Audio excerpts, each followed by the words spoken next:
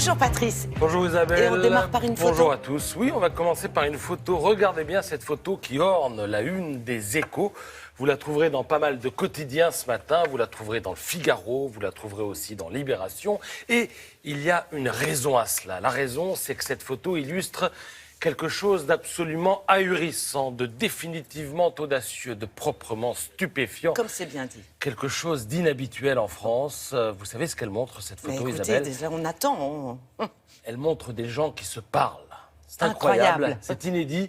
Des gens utilisent leur bouche pour prononcer des mots qui leur permettent de se faire comprendre. Il y a là le patron du MEDEF, il y a le patron de la CGT, un chef de gouvernement, deux ministres, l'une du travail, l'autre de l'économie, et ils se parlent.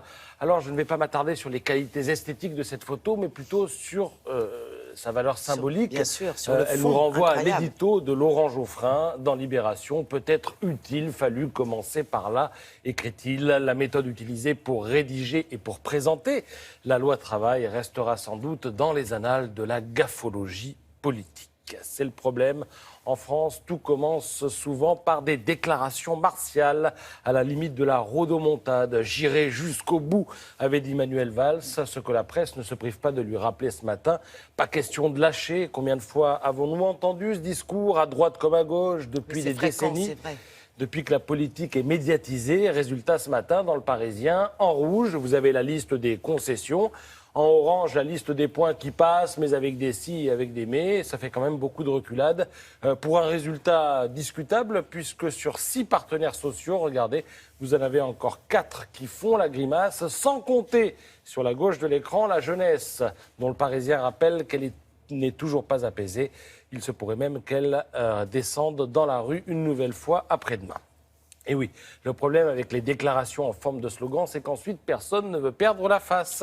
Cette prédisposition pour la crispation générale se retrouve jusque dans nos journaux, dont nous savons bien qu'en France, ils ne rechignent pas à prendre position. Dans le genre, vous avez ce matin l'Humanité, qui n'est pas du style à se laisser hypnotiser parce que Michel Guilloux, son éditorialiste, appelle des rustines collées sur la loi El Khomri.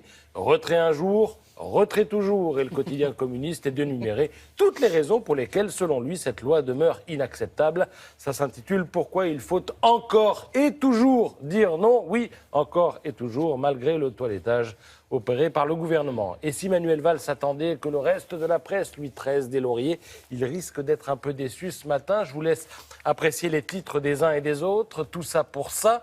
Dans Le Parisien, loi travail, marche arrière toute pour Le Figaro, qui désespère de voir François Hollande changer. Je cite son éditorialiste, Gaëtan de Capelle. Et puis vous avez le titre façon Mao Tse-tung inversé, avec le grand bond en arrière de l'opinion, dont le patron Nicolas Bétou peste sur 5 colonnes contre la loi travail qu'il rebaptise la loi chômage. François Hollande a donné le pouvoir à la rue et les patrons se sont fait rouler, écrit l'éditorialiste qui conclut avec un peu d'amertume. Comme les patrons ne descendent pas dans la rue, eh bien, il faut craindre qu'ils ne fassent la plus triste des grèves, celle de la confiance, celle de la prise de risque, celle de la création d'emplois, celle de l'investissement, une sorte de droit de retrait appliqué au patronat. Fin de citation. Sinon, pour finir, je vous montre la une de La Voix du Nord. Oui. Nord-Pas-de-Calais, Picardie, ça s'appelle désormais les Hauts-de-France. Oui. D'où ce titre. Au Nous pluriel sommes et avec trait d'union. la France d'en haut. Et Très bien. alors, du coup, ils l'ont bien cherché, parce que dans Le Parisien, ça donne ce titre. Bienvenue chez les autistes. Bon, alors, ça va faire des histoires. Les autres régions, je le rappelle, se cherchent aussi un nom. On en reparle tout à l'heure, si vous voulez, parce qu'il y a plein de propositions dans chacune de ces régions. Le débat est compliqué actuellement. Merci beaucoup, en tout cas, Patrice, pour cette revue de presse particulièrement enlevée. Nous allons parler science avec Laurence Beauvillard. Science et histoire aujourd'hui.